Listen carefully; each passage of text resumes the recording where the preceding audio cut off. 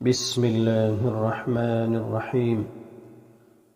يا أيها المزمل قم الليل إلا قليلا نصفه أو انقص منه قليلا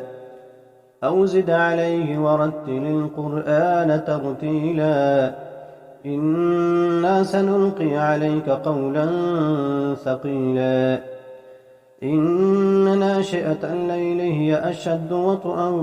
وأقوم قيلا إن لك في النهار سبحا طويلا واذكر اسم ربك وتبتل إليه تبتيلا رب المشرق والمغرب لا إله إلا هو فاتخذه وكيلا واصبر على ما يقولون واهجرهم هجرا جميلا وذرني والمكذبين أولي النعمة ومهلهم قليلا إن لدينا أنكالا وجحيما وطعاما ذا غصة وعذابا أليما يوم ترجف الأرض والجبال وكانت الجبال كثيبا مهيلا إنا أرسلنا إليكم رسولا شاهدا عليكم كما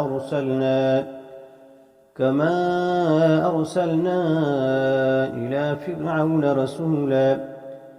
فعصى فرعون الرسول فأخذناه أخذا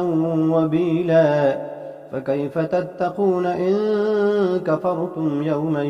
يجعل الولدان شيبا السماء منفطر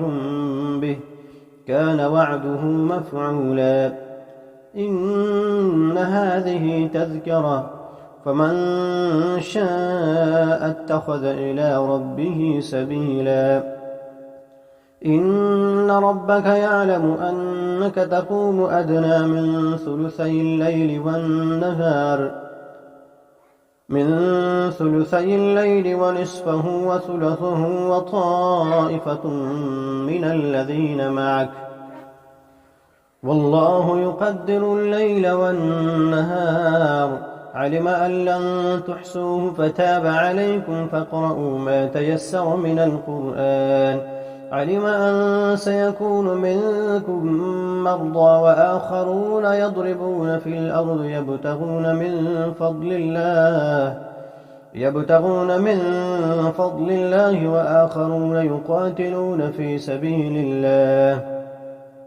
فاقرؤوا ما تيسر منه وأقيموا الصلاة وآتوا الزكاة وأقرضوا الله قرضا حسنا وما تقدموا لأنفسكم من خير تجدوه عند الله هو خيرا وأعظم أجرا واستغفروا الله إن الله غفور رحيم.